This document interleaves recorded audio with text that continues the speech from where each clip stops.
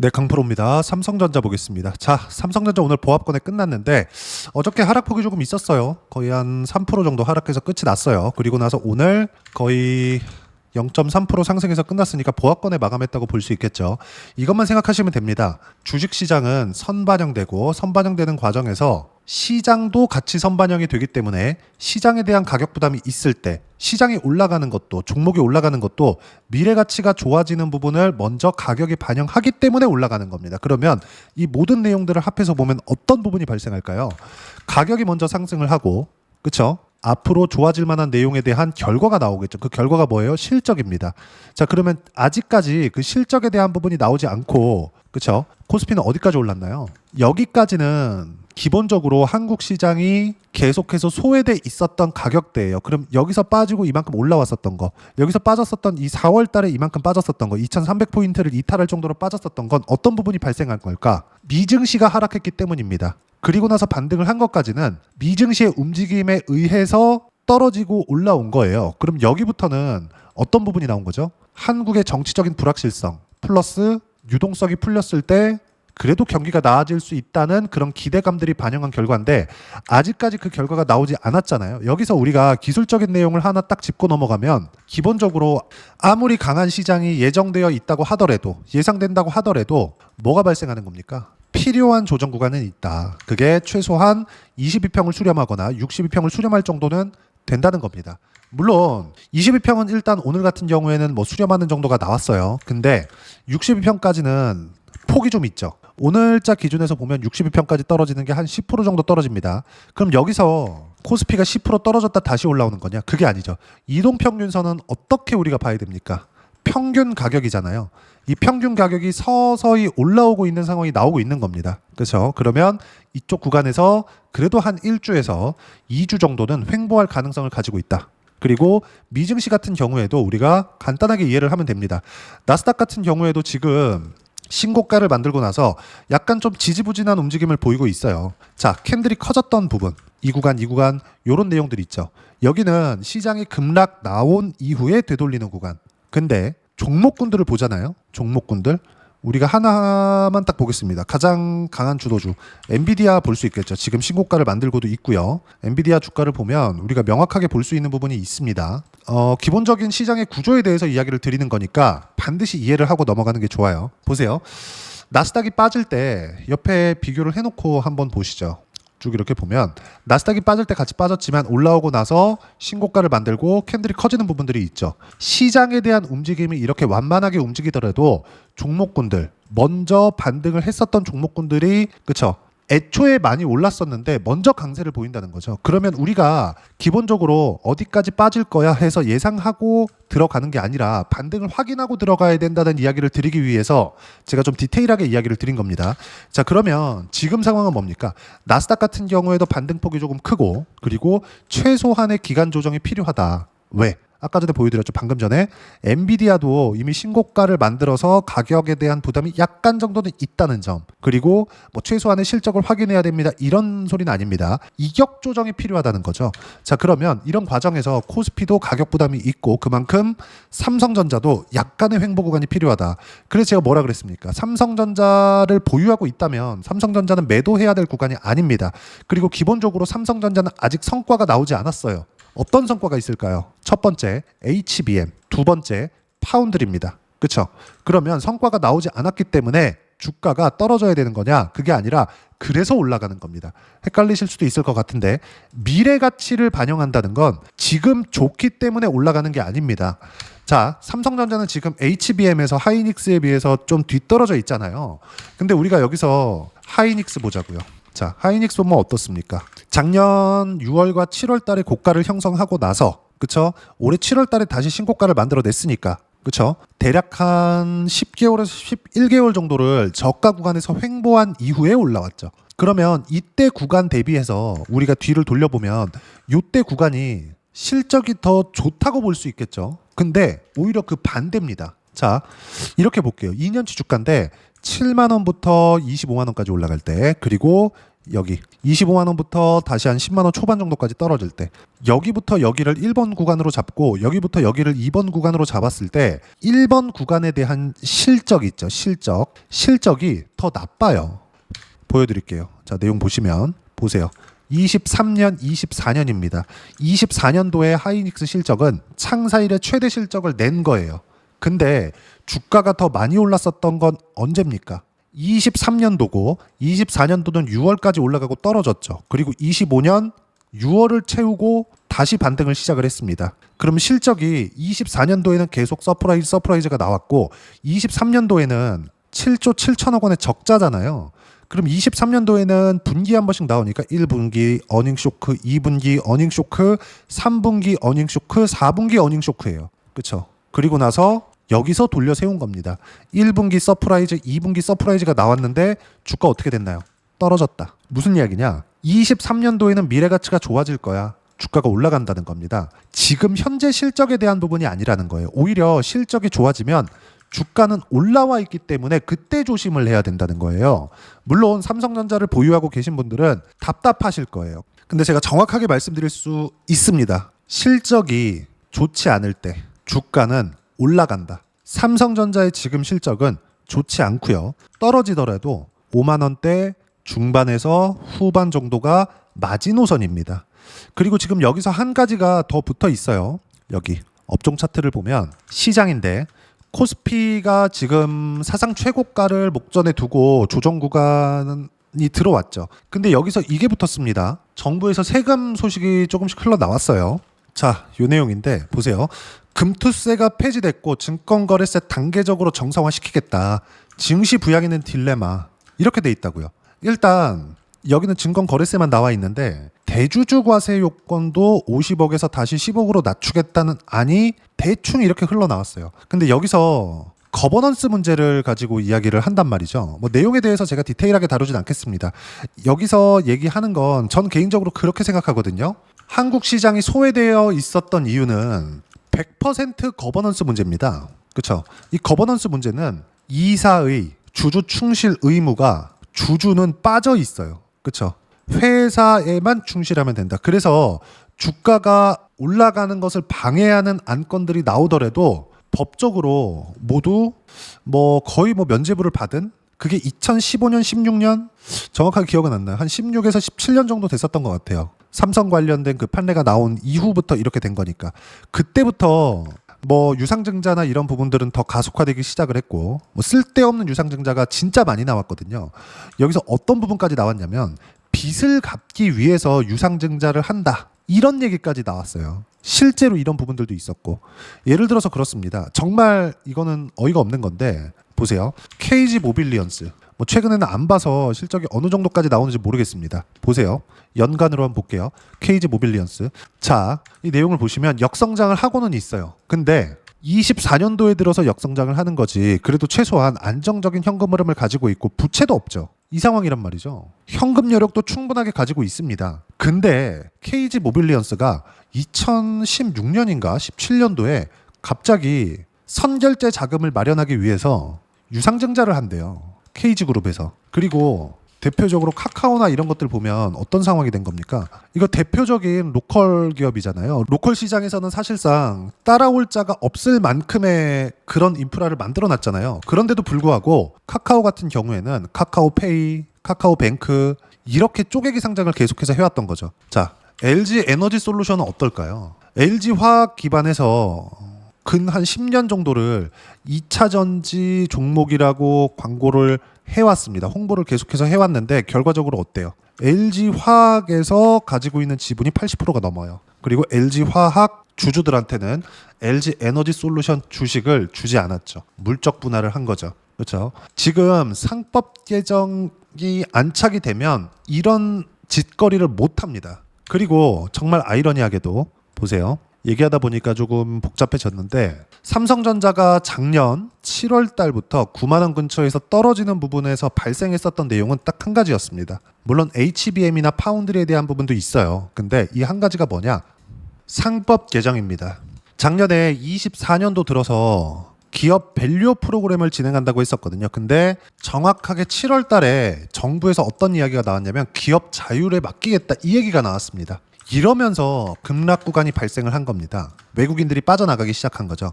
삼성전자가 HBM으로 뒤떨어졌었던 부분, 그리고 파운드리 쪽에서 TSMC에 비해서 많이 뒤처진 부분은 외국인들이 몰랐을까요? 그래서 9만 원까지 땡겨놨을까요? 그게 아니라는 거죠.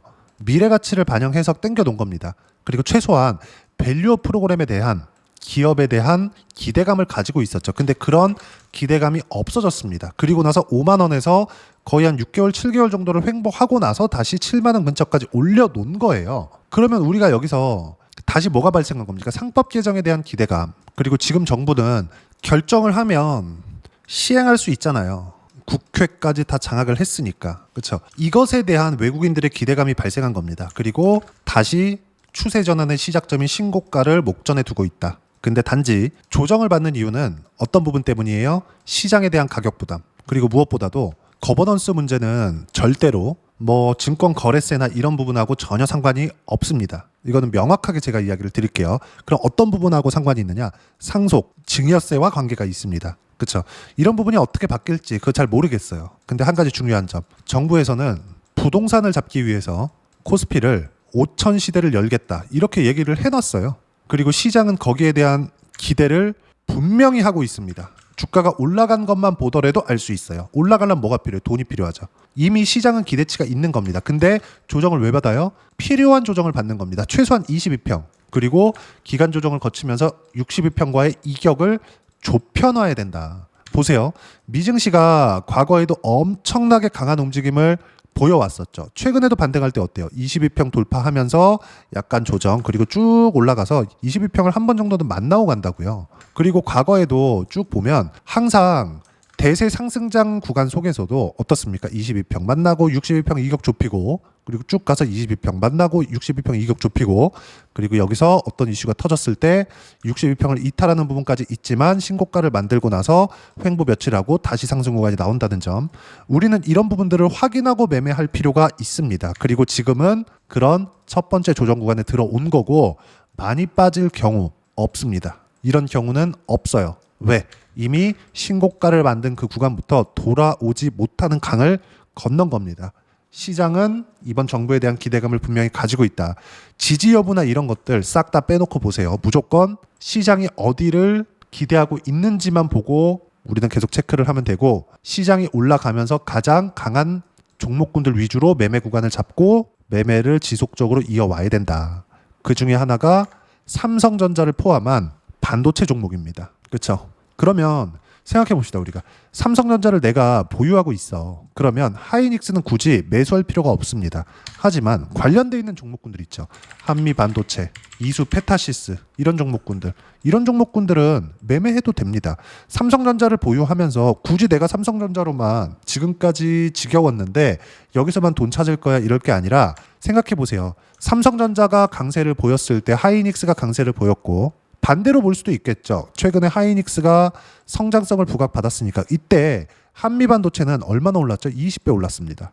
대형주를 보고 한미반도체나 이수페타시스 같은, 그렇죠? 동일하게 올라가는, 그렇죠? AI 관련된 테마에 묶여서 올라가는 종목군들을 공략했을 때 수익 금액 자체를 대폭 키울 수 있습니다. 그 부분에 대해서 이야기를 드리는 거고, 그 내용에 대해서는 제가 여기 소통방에서 무료로 공유를 해드리고 있습니다. 자, 내용을 보면 정확하게 우리가 볼 수 있는 내용 딱 한 가지입니다. 주식시장은 선반영하고 그 선반영하는 과정에서 시장이 어떻게 움직이는지를 이야기를 드리는 겁니다. 오늘 같은 경우도 마찬가지예요.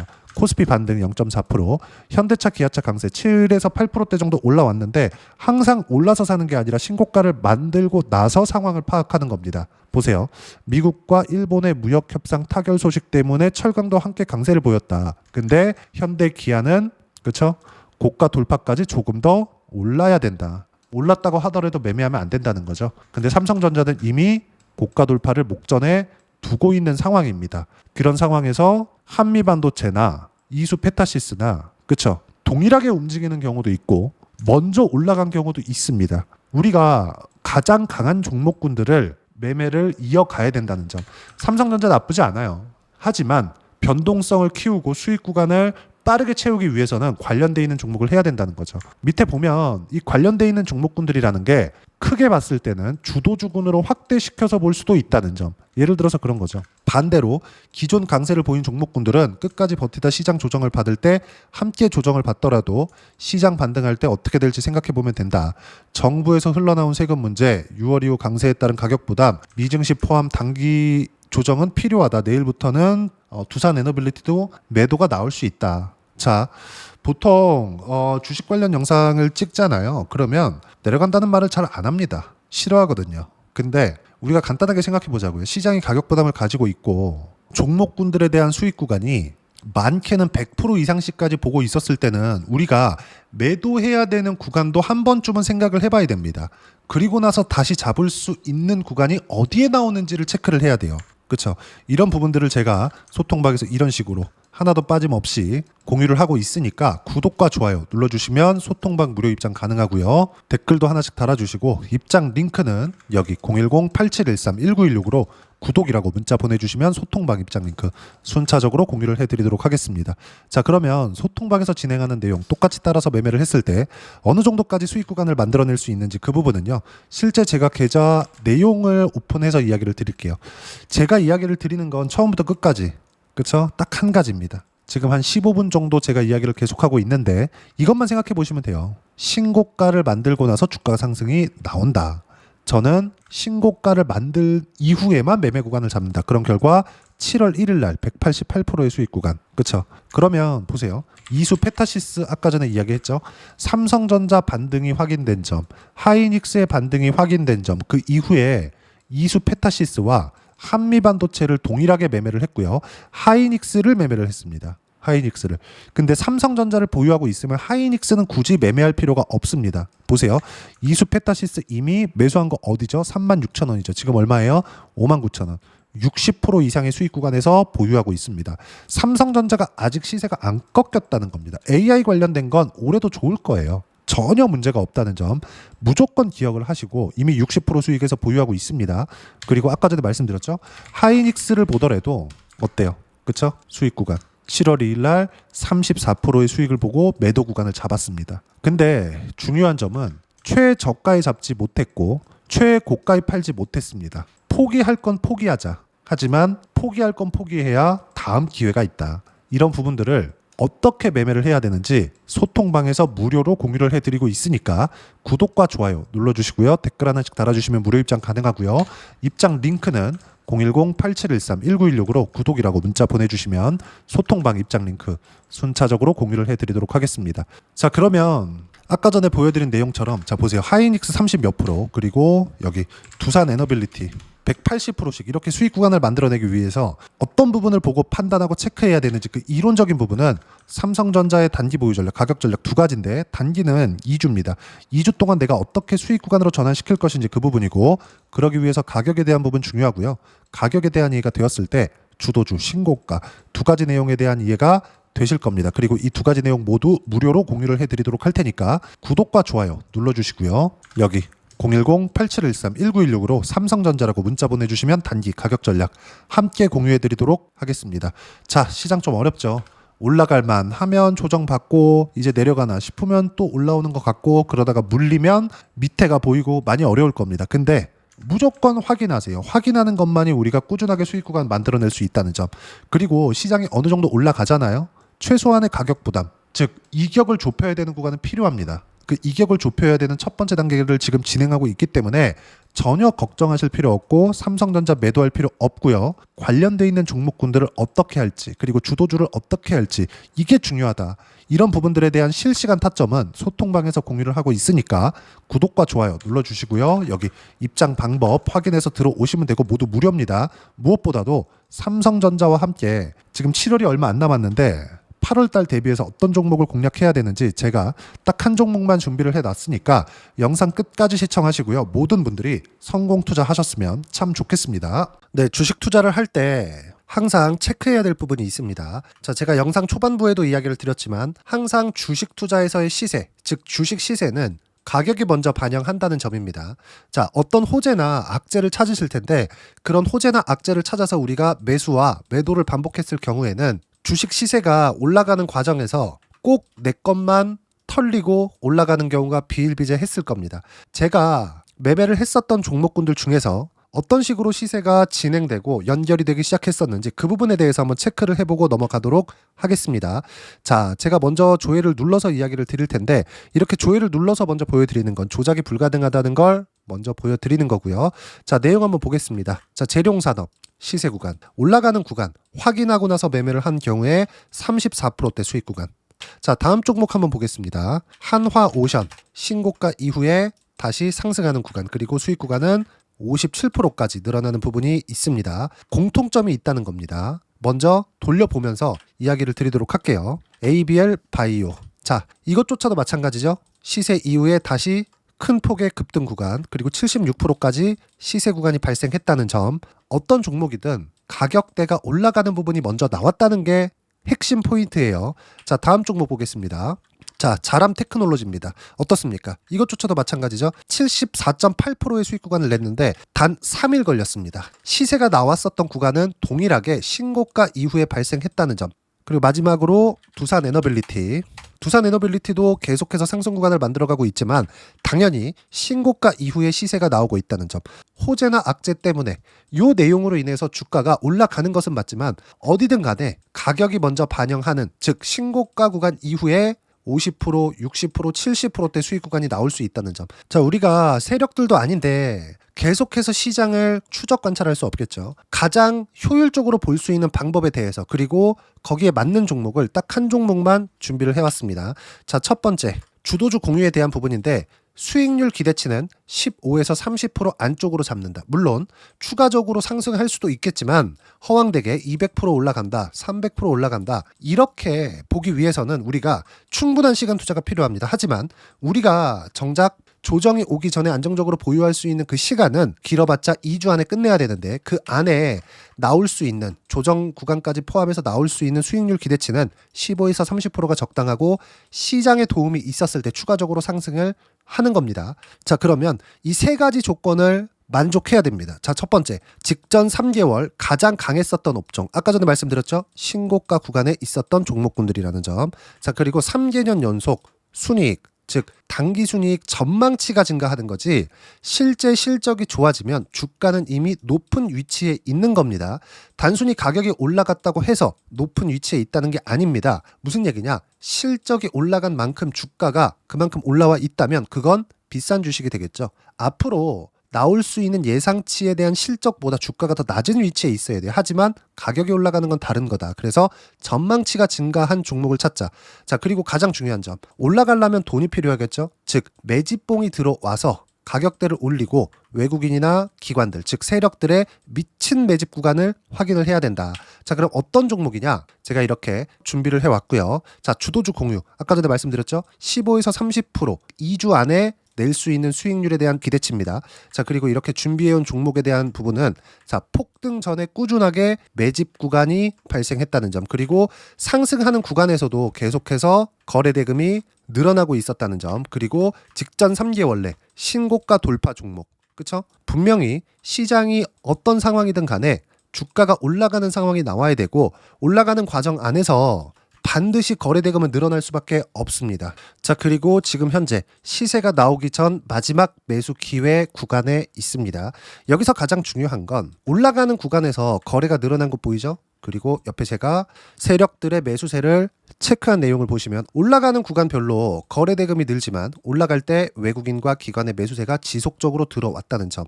이 구간에서 제가 종목만 드릴 수도 있겠지만 어떤 식으로 타점을 잡고 매매를 해야 되는지 소통방에서 함께 진행을 하고 있고요. 소통방은 모두 무료로 진행하고 있습니다. 물론 종목만도 따로 드리겠지만 등락하는 과정에서 어떻게 타점을 잡아야 되는지 그런 부분 소통방에서 진행하고 있으니까 여기 010-8713-1916으로 주도주 라고 문자를 보내주시면 제가 강프로의 소통방도 함께 초대를 해드리면서 지금 2주 안에 15에서 30% 수익률에 기대되는 주도주를 공유해드리도록 하겠습니다. 자, 항상 어려운 주식시장이지만 제가 준비한 이 종목 받아가셔서 모든 분들이 큰 수익 내셨으면 좋겠습니다.